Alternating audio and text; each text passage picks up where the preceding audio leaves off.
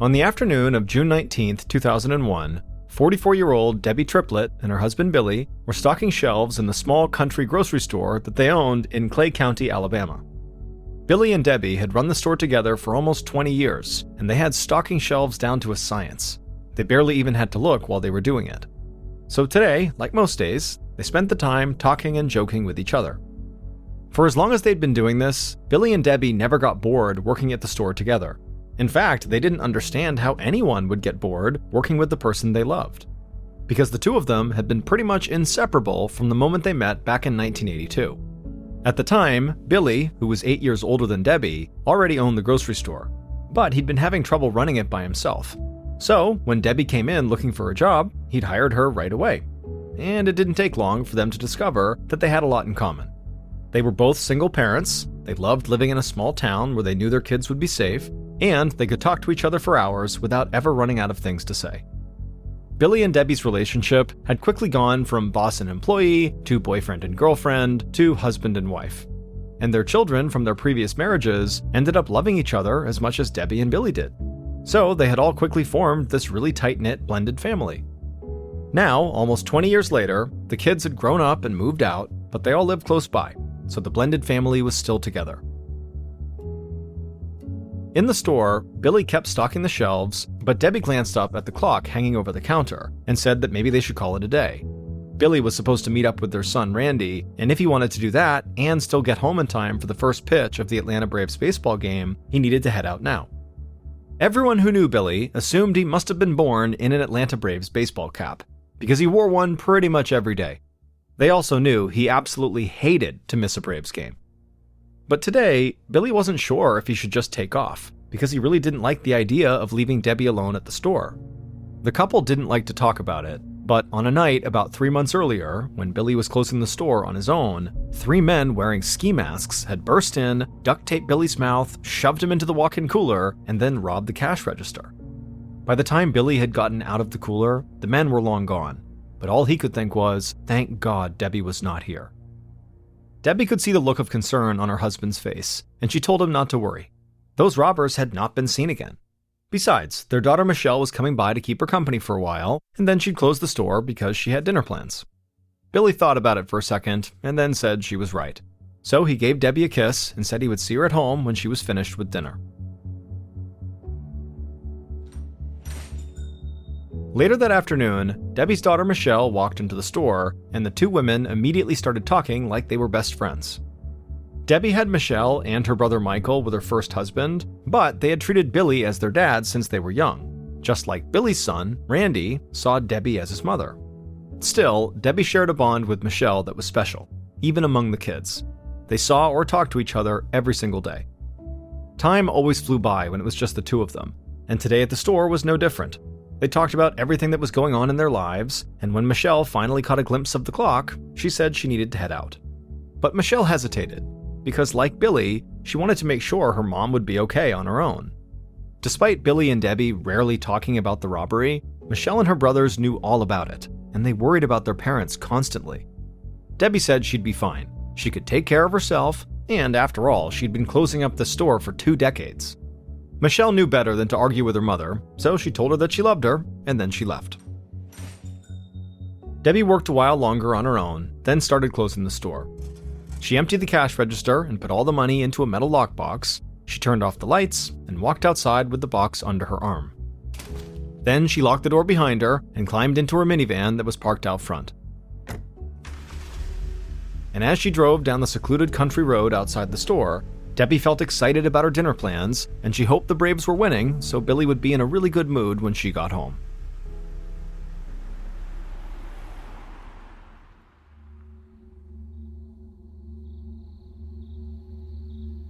Early the next morning, Debbie's daughter Michelle sat straight up in bed. Sweat dripped down her forehead, and she could feel her heart pounding. She was terrified, like she'd just had a nightmare. But Michelle knew the fear she was feeling was not because of a dream. Michelle believed that her connection to her mother was something way stronger than a typical bond between mom and daughter. It was almost psychic, like they shared a sixth sense or something. It was like they always knew when the other one was upset or in trouble. And right now, Michelle knew something really bad had happened. She reached over and grabbed her phone off the bedside table and called her mom. When she didn't get an answer, she immediately hung up and called her brother Michael. The second she heard Michael's voice, she said something was wrong with their mom, and since he could get there faster, he needed to get over to her house right away. Michael never doubted the intense connection between his sister and his mom, so he said he was on his way out the door. Michelle hung up the phone, got dressed, and ran out to her car. She sped down the road that cut through most of the small rural towns in Clay County, and then a few minutes later, she turned onto a dirt road that led to her parents' house. As Michelle pulled up in front of the house, she saw her brother pacing back and forth in the yard, and she heard the sound of a police siren in the distance. Michelle got out and ran straight to Michael. He wrapped his arms around her tight and just said, "Sister, they're gone."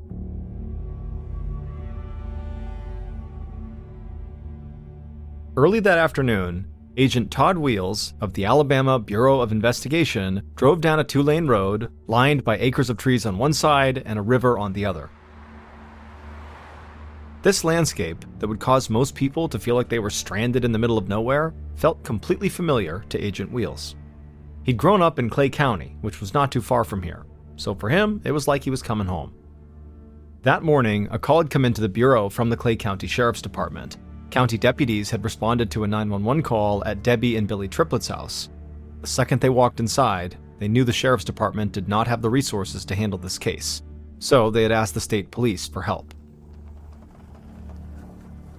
Agent Wheels turned onto a dirt road and slowed down as he approached an old white wooden house that sat on a large piece of land that backed up to dense green woods. County police officers had already set up crime scene tape around the perimeter of the house, and a couple of deputies stood out front with a man and a woman in their 20s. Wheels parked his car and looked out at the man and woman, and he felt his heart sink, because he had known both of them since they were little kids. Wheels had grown up in a town not too far from where Michelle, Michael, and their brother Randy lived with their parents, and they had always attended rival schools. So Wheels had seen the entire family at football games, academic competitions, parties, and church functions for most of his life. Wheels took a breath, stepped out of the car, and walked over to Michelle and Michael. He said he hated seeing them under these circumstances, but he needed to look inside the house, and then he would come back out to talk to them. They both nodded like they barely heard what he said, and Wheels ducked under the crime scene tape, put on a pair of gloves, and headed inside. But before he could even take a few steps, he saw Debbie's body lying on the floor. She was surrounded by a huge pool of dried blood, and there was blood spatter all over the walls. Wheels had worked homicides in much bigger places than this, cities that had reputations for violence, but this attack on Debbie looked as gruesome as anything he'd ever seen. He crouched down and found Debbie's purse beside her. He noticed bloodstains inside the purse, and it looked like somebody had rifled through it. Wheels thought this could be a sign that this was a robbery gone bad, that somebody had broken in, and then when they heard Debbie come home, they rushed over and killed her as soon as she walked inside. Wheels left Debbie's body and walked down a short hallway into the family room. And there, on the couch, he saw Billy's body, covered in blood as well. This was the first reported double homicide in Clay County in over 40 years, and Agent Wheels could not believe he knew the victims. Wheels approached Billy's body when something on the wall right above caught his attention. When he'd first walked into the room, he thought it was blood spatter, but now he could see it was red lipstick. And someone had used this lipstick to leave a message for the police. It was a single word: narc.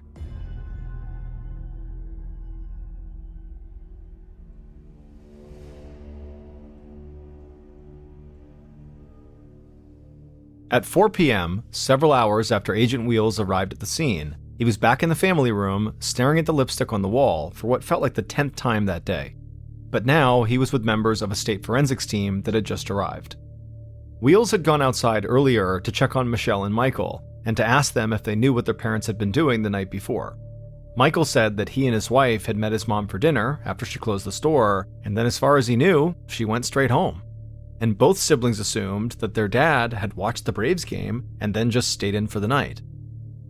Back in the family room, Wheels and the forensics technicians could still not get over the violence that was inflicted on Billy. This was even more brutal than the attack on Debbie. This kind of rage made Wheels think that the attack must have been carried out by someone who had a close emotional connection to Billy. or by someone who was out for revenge. And the word narc also had strong connections to the drug world.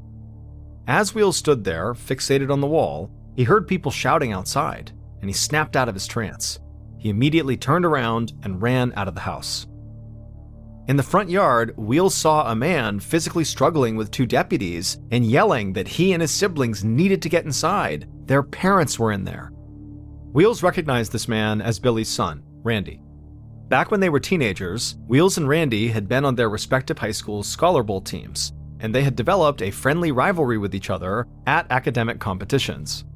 Wheels darted across the yard, joined the deputies, and in his calm southern accent, told Randy he needed to back off. Randy stopped struggling and looked up at Wheels, and this look came across Randy's face like he didn't understand why this man was standing there.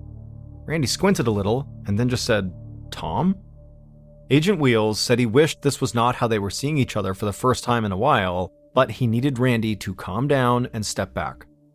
Randy took a deep breath and apologized to the deputies. He told Wheels he had lashed out because he was mad at himself. He'd missed the messages he'd gotten from Michelle and Michael, and he felt like he'd let his brother and sister down by not getting here earlier. Wheels said he understood. While the two men talked, Wheels heard someone shouting his name from across the yard. He looked over and saw a forensics tech standing by a minivan that was parked near the side of the house. Wheels told Randy to go wait with his siblings, and then he walked over to the van. The front passenger door was open, and the forensics tech said the van had been unlocked. He pointed to the passenger seat, and Wheels saw the keys to the van sitting there. But Wheels also saw something in the passenger side floorboard. It was an open, empty metal box turned over on its side. Wheels called out to the deputies to bring Randy, Michelle, and Michael over to the van, and when the three siblings got there, they didn't look surprised at all. Wheels asked them what the container was, and they told him it was the money box their parents put the cash from the register in every night when they closed the store. And their mom had a terrible habit of just leaving the box in her van when she got home. This clue definitely played into the idea that these murders were connected to a robbery, but maybe it was not a home robbery that got interrupted. Wheels asked the siblings if it was common knowledge around town that their parents put their money from the store in the box every night. Would someone have known Debbie had all that cash and maybe followed her home? The kids looked at each other for a moment, like they were talking without saying anything, and then Michelle said a few months earlier their parents' store had been robbed by some men at closing time, so these men might have known exactly where their parents put the money from the cash register. Wheels got a few more details about that robbery, and then he told the siblings they could go. They should have some time to grieve together in private. Wheels spent the whole day at the house, and it was dark outside when he met the members of the forensics team to get a final report for the day. They believed that Debbie and Billy had been killed the previous night. The team had also pulled blood samples from both bodies and from the rooms where they were found, and they had done a thorough sweep of the minivan. But the van appeared to have been completely wiped down before any investigators had even touched it. However, investigators were confident that with all the blood and all the fingerprints found inside the house, that they would still likely be able to get the print and DNA samples that belonged to the killer. At the time, DNA testing in Alabama was still a relatively slow process. It could take several weeks or even months to get results. Still, Wheels had a lot of faith in DNA testing, so he was willing to be patient. In the meantime, he had two distinct theories about the case. This was either a robbery gone bad, or Billy really had ratted somebody out to the authorities, likely over something having to do with the drug trade.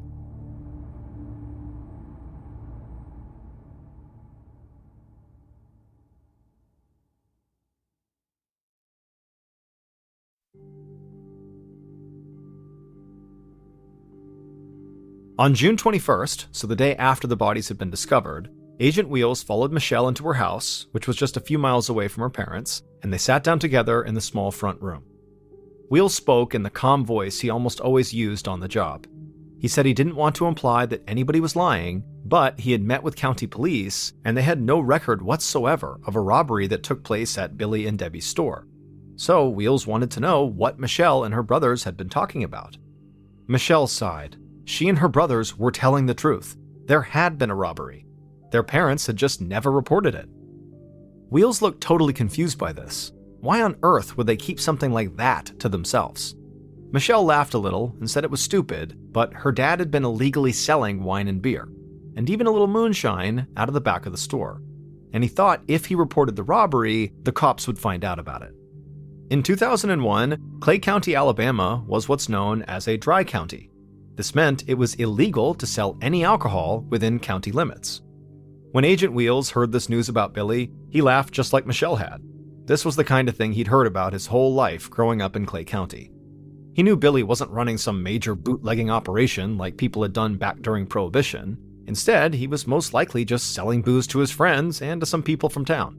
But at the same time, Wheels could not shake the image of the word narc written on the wall above Billy's body. So he told Michelle he was not worried about Billy selling alcohol to his friends, but he needed to know if Billy was selling anything else illegal. Was Billy mixed up in the local drug trade? This question absolutely floored Michelle. She said there was no way her dad was dealing drugs. Wheels listened, and he didn't say anything, but he agreed with her. And not just because he had known Billy and the family.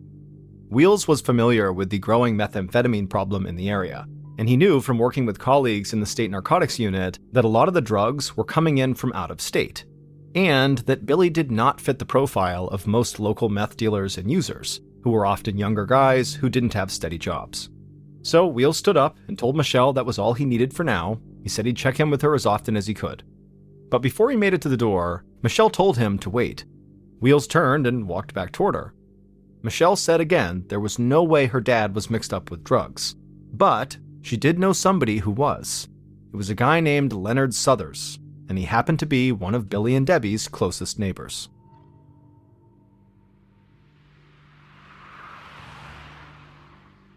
Later that day, so still just one day after the discovery of the bodies, Agent Wheels pulled up to a house over a mile away from Billy and Debbie's. Michelle had been right. Everything was so isolated and spread out around here that this was definitely one of the closest homes to her parents. Wheels stepped out of his car, and he saw the lawn was completely overgrown and there were tools and a bunch of other stuff piled up all around.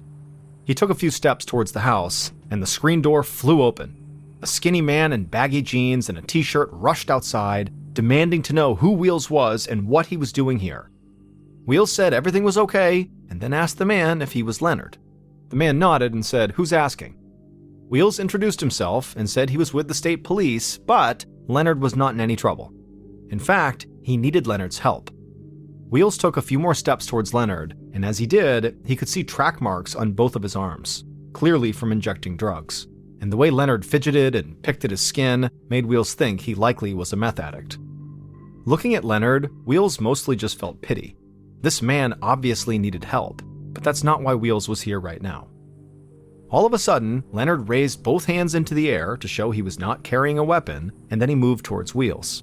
He leaned in really close and then pointed to the trees surrounding his house, and in a hushed voice, he asked if Wheels could see the men up there. Wheels turned and looked up at the trees, and as he did, Leonard started laughing. He said the men were in camouflage, so they were almost invisible, but he knew they were there. And he knew they were men like Wheels, agents that the government sent to watch him all the time. As calm as Wheels was, and as genuinely sympathetic as he tried to be whenever he was working a case, he knew he could change his personality on a dime when he needed to. It was like there was a switch in his head, and in that moment, Wheels flipped the switch. He stood up to his full height, raised his voice, and said Leonard was absolutely right. There were agents hiding in the trees, and if Leonard didn't tell him everything he knew about the deaths of Billy and Debbie Triplett, these agents in the trees would swarm. They would take Leonard away, and he would no longer be a free man. Leonard suddenly looked scared, but he quickly said he did want to help. He had heard Billy and Debbie got killed, and he was sad about it. They were nice people, both of them. Wheels flipped the switch again, and his calm voice came back. He told Leonard if he wanted to help, he needed to tell the truth and admit if he had gone over to Billy and Debbie's house to rob them, maybe for drug money. Leonard shook his head. He would never steal from them or try to hurt them. Wheels spoke with Leonard a while longer in the front yard, and by the time he left, he had a primary suspect. Leonard was a drug addict, and he was extremely paranoid. There was even a chance Leonard had convinced himself that his neighbor Billy was going to turn him in to the police for buying and using drugs, which in Leonard's mind would make Billy a narc. In the days following the murders, Agent Wheels had his team dig into Leonard's background and his history of drug use. Still, Wheels did not want to overlook anything, especially if it was because of a personal bias. He did not believe that Billy or Debbie had any connection to the local drug trade, but he needed to make sure. He asked for help from the state narcotics unit, and they said they would search their records to see if Billy or Debbie ever appeared as suspects or informants, or if any agents knew anything about them. In the meantime, Wheels was still waiting on the results of the DNA tests from the blood samples taken at the crime scene. But he did get an update on the fingerprints found throughout the house. At this point, all of the prints that had been pulled matched Billy, Debbie, and their kids, who had provided prints to the county police. So investigators figured the killer must have worn gloves, which probably meant they would not find any useful prints on the cash box either. This was not surprising, but Wheels still got frustrated. The investigation was in its early days, but he had hoped he might get lucky with the fingerprints and find a clear piece of evidence that pointed to the killer. Wheels always felt a real responsibility when investigating a murder to try to bring the killer to justice as quickly as possible, but he knew this case was something different. He had never worked a homicide where he actually knew the victims and their family, and so every day that he didn't find the killer made him feel like he was letting Michelle, Michael, and Randy down. About a week after the murders, Wheels got word from the narcotics unit that they didn't find anything on Billy or Debbie. It seemed pretty clear they had no connection to illegal drugs. In addition to that, because Billy and Debbie never filed a report about that store robbery, there were no leads on the men who had committed that crime. So, Wheels was basically where he'd been a week earlier, with the drug addict Leonard as his primary suspect. Still, Leonard being an addict and being paranoid about men in the trees did not automatically make him a killer. Wheels had to find something concrete to tie him to the murders. And about 1 week later, Wheels was going back over his notes when he got a phone call. And as soon as he heard the caller's nervous, shaky voice, he knew it was Leonard. And Leonard said that Wheels needed to come to his house right away because he had found blood on his money.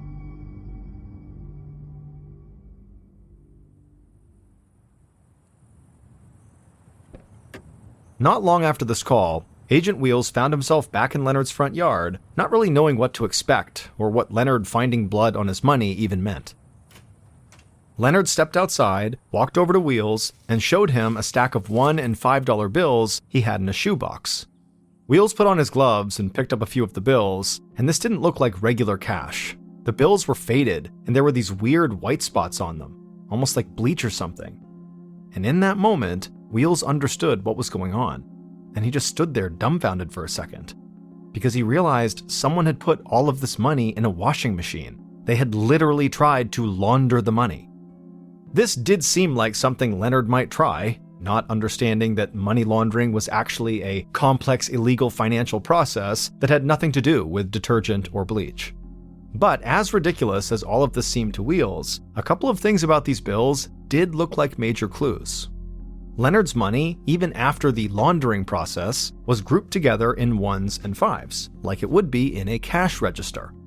In addition to that, Leonard had not been using some kind of code or metaphor when he said he found blood on his money, because even though these bills were faded, Wheels saw several brownish red spots that he believed were bloodstains.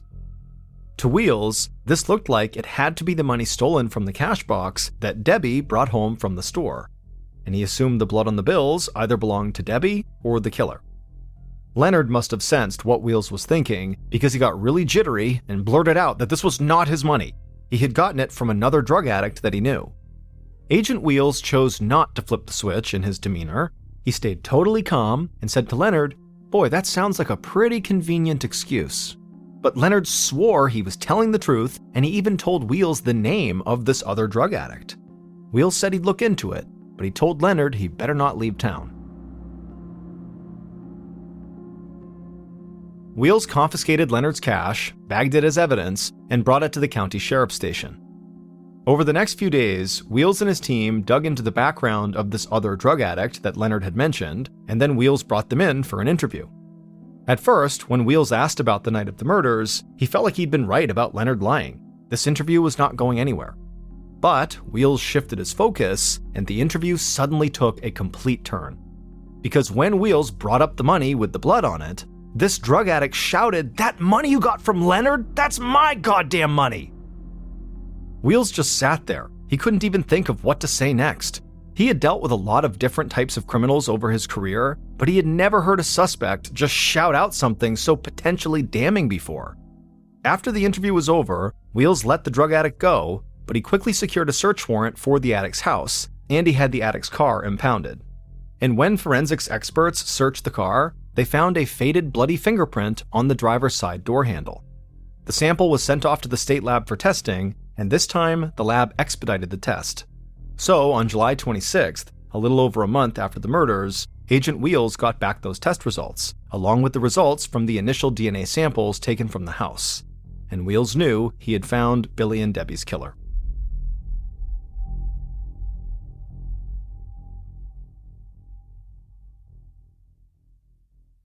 Based on DNA testing, interviews, and evidence found throughout the investigation, the following is a reconstruction of what state police believe happened to Billy and Debbie Triplett on June 19, 2001.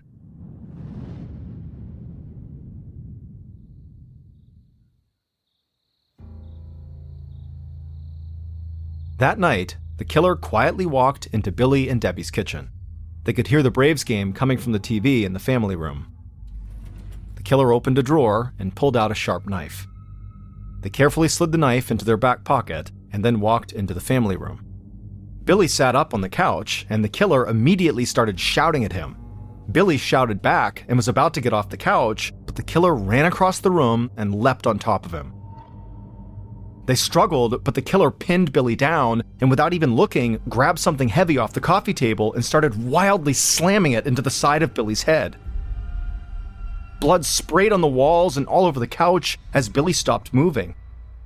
The killer got up, drew the knife from their pocket, grabbed Billy, and slit his throat. But the killer didn't stop. They kept digging the knife deeper into Billy's neck until they had almost decapitated him. Finally, the killer stepped back, walked away, and went to the kitchen. They washed the knife off, rinsed their hands and face, and set out some cleaning supplies. Then they picked the knife back up, went to the family room, sat down, and waited while the baseball game kept playing on TV. At 10 p.m., a few hours after the killer had arrived at the house, they heard a car pull up outside. They quickly turned off the TV and ran toward the front of the house, carrying the knife and the blunt object they'd attacked Billy with. They flipped off the light in the entryway and crouched down against the wall not far from the door. The killer heard footsteps just outside, and they clutched the knife tight. The door unlocked, and the killer saw it swing open. And before Debbie could even turn on the light or call to her husband, the killer leapt out of the darkness, grabbed her, slammed the blunt object into her head, and cut her throat too. Debbie's body collapsed just inside the door. The killer flipped on the light, put the knife back in their pocket, and grabbed Debbie's purse. They took out Debbie's car keys, and they saw a tube of lipstick. They walked into the family room, and with the lipstick, they scrawled the word "narc" on the wall over Billy's body. After that, they walked through the house, got the cleaning supplies they'd laid out in the kitchen, and then stepped over Debbie's body and went outside to her minivan. The killer opened the passenger door and saw the metal cash box on the floorboard. They found the key for the box on Debbie's keyring they'd stolen, opened the box, and stuffed the money from it into their pockets, getting blood from their hands all over the cash. The killer quickly wiped down the van with the cleaning supplies and tossed Debbie's keys onto the passenger seat. Then they ran to their car with their hands and pockets filled with cash, cleaning supplies, lipstick, and the murder weapons, and they drove straight home.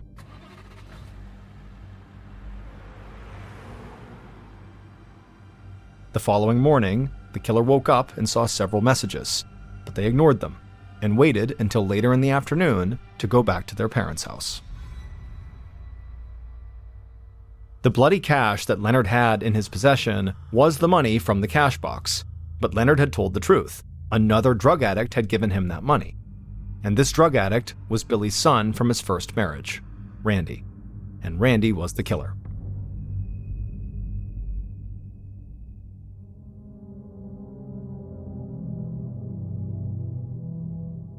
It turned out Randy's drug habit had been going on for years. He struggled to get work, and he almost never had any money.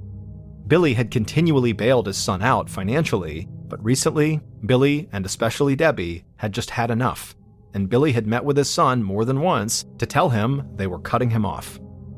On the night of the murder, Randy already felt angry and betrayed by Billy and Debbie. And so when he got to the house and saw his dad on the couch, he begged him to give him more money. But Billy said no way, he needed to get his act together and clean up his life. After that, Randy got the knife, argued with his dad again, and then attacked him on the couch with a blunt object, and then slit his throat. Hours later, Randy used the same weapons to kill Debbie. After murdering his dad and stepmom, Randy had the idea to try to make it look like a drug-related murder, so he wrote "narc" on the wall in lipstick. And he figured if that didn't work, police would assume this crime was connected to the earlier robbery at his parents' store. And Randy was right. Investigators focused on both of these theories. But during the investigation, Randy started to panic. And at one point, he literally tried to clean the blood off the cash he had stole in the laundry machine, but when that didn't work, he just gave the bloodstained cash to Leonard, assuming Leonard would hold on to it for him and keep quiet until the investigation died down. But Leonard called Agent Wheels and told him that Randy, who he'd known for a long time and who he did drugs with, was the person who gave him this money. Then, when Randy came in for questioning, he inexplicably shouted out that the blood-stained money was his. Wheels then moved in on Randy, his former Scholar Bowl rival, and had his car impounded. And the DNA sample that was taken from Randy's car door handle would match DNA samples from the crime scene. The blood belonged to Debbie, and Randy had just gotten some of it on his car after killing her. Randy was sentenced to life in prison without parole, but in 2016, he hanged himself in his prison cell. Michelle still thinks about her mother all the time, and she continually reminds people to hug the ones they love, because nobody, no matter how deep a connection they share, knows how much time they have together. In January of 2015, a 27-year-old Texas man named George Pickering III suffered a massive stroke. He was immediately admitted to a hospital where he was put on life support, and then doctors delivered some bad news to his family. It would turn out George was brain dead, and they advised the family that realistically they should consider pulling George off of life support because it wasn't going to do him any good. George's family was totally devastated by this news. In fact, George's father was so upset he just left the hospital altogether. And so in his father's absence, George's mother and brother wound up talking to doctors and saying that yes, we are prepared to pull George off of life support. After they consented to have this done, they put George on an organ donor list and then began making funeral plans. When George's father came back to the hospital later that day and found out his family had consented to have George pulled from life support, he was furious. He did not believe his son was just totally brain dead and there was no hope. He felt like they should at least try to give him a little bit more time to potentially give them a signal that he was okay. But George's mother and brother told George's father that they had spoken to the doctors and there was just no hope. There was no reason to delay this process. It was time. But George's father was totally not having it. He stormed out of the room and he found the doctors and he demanded they keep his son on life support just a little bit longer. But the doctors told him there really is no reason to do that. And in fact, all you're doing is jeopardizing the people that need his organs, that are waiting for this organ transplant. And so really what we need to do is actually expedite taking him off of life support because that's the best thing to do right now. George's father was so upset, totally distraught. He ran back to his son's room. He laid over his son and he just held his hands and stared at him and just prayed that his son would give him some sign that he was actually not brain dead, but his son didn't. And before long, the doctors began filtering into the room to begin the procedure of removing his son from life support. And when they came in the room, George's father kind of snapped. He ran out of the room, he ran out of the hospital, he went out to his car and he got his gun and then ran back into the hospital, back into his son's room and aimed the gun at the doctors and ordered them to stop what they were doing and leave the room immediately. And so the doctors had not actually begun removing George from life support, so he's still on life support. And so once the doctors and everyone left the room, George's father walked over, he locked the door, and then for the next several hours, he just kept his gun aimed at the door as he laid over his son and just kept looking down in hopes that his son would give him some sign that he was not brain dead. And so finally, when the SWAT team arrived and was stacking up outside the door in the hallway, they began yelling into the room for George's father to put the gun down and let them come in. And George's father the whole time is just looking down at his son, hoping and praying that his son is just going to do something. And right as the SWAT team kicks in the door and comes into the room, George's father had reached down and grabbed his son's hand, and his son squeezed his hand back. And as soon as his father felt that, he dropped the gun and he surrendered peacefully to the SWAT team. And then the SWAT team put George's father on the ground, and as he's being detained, George's father is yelling for the doctors to come in the room. My son is okay. And sure enough, when the doctors came in the room, George was okay. He was moving his hand, his eyes were open, he was making good eye contact, and before long, he made a totally full recovery. He would later be told that had his father not stepped in when he did and bought him those extra few hours on life support, George would have died. As for George's father, he was ultimately sentenced to 10 months in prison for his aggravated assault with a deadly weapon, but he and the rest of his family think what he did was certainly worth going to prison for. In 1959, Ronald McNair was a very gifted 9-year-old African-American boy living in South Carolina. While he was good at virtually everything he tried, from music to athletics to schoolwork, the only thing that ever really grabbed his attention was outer space. And so as a 9-year-old child, he made the decision that one day he was going to become an astronaut. But he had no idea how to become an astronaut. And so he decided the first thing he would do would be to go to his library and take out some books on NASA, the very famous organization that sends American astronauts to space. However, there was an issue with his plan. This library only served white patrons. It was a segregated library. Ronald knew this, but he figured, you know what, I'm a polite kid, I can get in there and get out before anybody notices me. But as soon as he walked into that library, everybody in there, who were all white, just stared at Ronald. Ronald could feel it, but he just kept his head down and he walked through the library. He got to the science section, he grabbed a couple books he wanted, and then he walked back to the counter and he put them up, and he very politely asked the librarian, who was also white, if he could check these books out. And this librarian looks at him and says, "Young man, you better get out of here before I call the police." And Ronald at this point looks up at the librarian and thinks for a second, and then just hops up onto her counter and sits there and says, "Okay, I'll wait for the police." The librarian was totally outraged and would call the police and would call Ronald's mother. And before long, the police did show up, and it was two white guys. They come inside, and this librarian runs over to them, and she's talking to them, and she's pointing back over at Ronald, gesticulating that very clearly Ronald is the issue. That's why you've been called here. And the officers would be just totally annoyed by this librarian, and they would say to her, "Why don't you just let the kid take the books out?" And the librarian was totally offended at this and began defending her decision to call the police instead of letting him take the books out. And as she's defending herself, Ronald's mother comes running into the library. She runs over to her son to make sure he's okay. And then she looks up at the police officers and this librarian to try to figure out what's going on. And at this point, the police officers are just totally over it. And they turn to the librarian and they say, "You know what? You really ought to let him take the books out." And then the officers just turned around and left. The librarian was not about to just let him take the books. She was still very upset. And so she storms over to Ronald's mother and she says to her, "You shouldn't let your son come in here." And at this, Ronald's mother is looking at this librarian who's totally upset,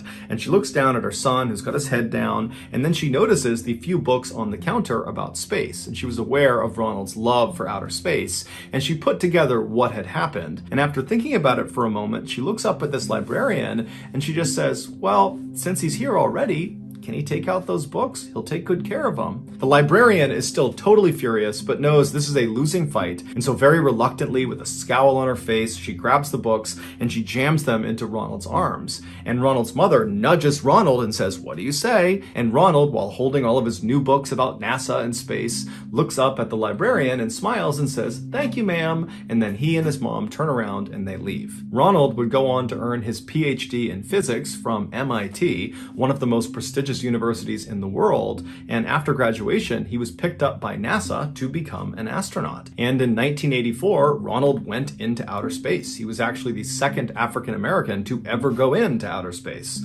And while he was in orbit, apparently he played his saxophone for his crew. And then in 1986, Ronald was chosen again to go on another mission to outer space, but tragically, 73 seconds after takeoff, their space shuttle, the Challenger, exploded, killing Ronald and the 6 other astronauts on board. Following his death, the library in South Carolina that had tried to turn Ronald away for his skin color renamed themselves the Ronald McNair Life History Center.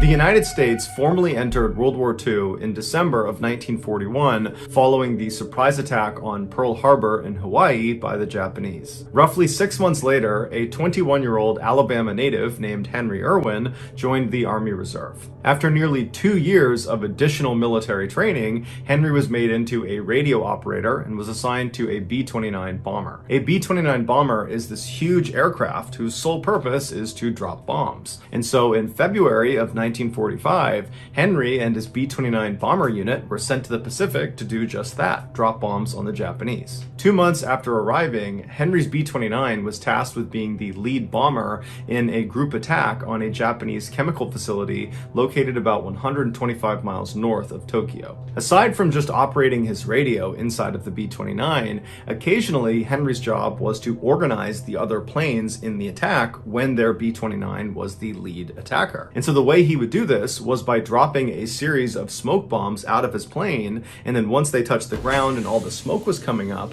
he would hop on his radio and communicate with the other pilots in his sortie and tell them to organize themselves off of this visual reference point on the ground. He would basically have them fly to certain positions relative to the smoke cloud. And so once all the pilots had been organized into proper formation, they would continue to their target and commence their bombing raid. For this mission, Henry was in his typical position right behind the front turret gun towards the front of the plane. When his pilot told him to start dropping smoke bombs, Henry did as he was told. And so he pulled the lever, which opened up a chute on the bottom of the plane, and all these smoke bombs began tumbling out of it. Now, as soon as he pulled that lever, all of these smoke bombs that were in that particular chute were ignited. They were on a timed fuse, and so they would tumble out of the plane, and then before hitting the ground, they would ignite, and then smoke would start billowing out of them. But for some reason, after he pulled that lever, a couple of the smoke bombs fell out of the chute, but one of them kind of got turned around, and as it tumbled down, it kind of caught itself on the lip and bounced back up into the plane, and it struck Henry square in the face, shattering his nose, and then it ignited and literally lit Henry's face on fire, which instantly blinded him. Smoke bombs are not considered lethal devices because they do not explode the way typical bombs do. However, make no mistake about it, you would not want to be near a military-grade smoke bomb when it went off. In order for it to emit that very thick and long-lasting smoke that it does, the smoke bomb ignites a chemical fire within itself that burns extremely hot. And so when the smoke bomb came back inside the plane and ignited right in front of Henry, those chemicals landed on his face, and so that's why he caught on fire. And if that wasn't bad enough, the smoke bomb also filled the plane completely with smoke, making it impossible for the pilots to see anything. Despite his burning, shattered face, all Henry could think about was if he didn't get this smoke bomb off the plane in the next few seconds, they were all going to crash and die. So instead of trying to put out his burning face,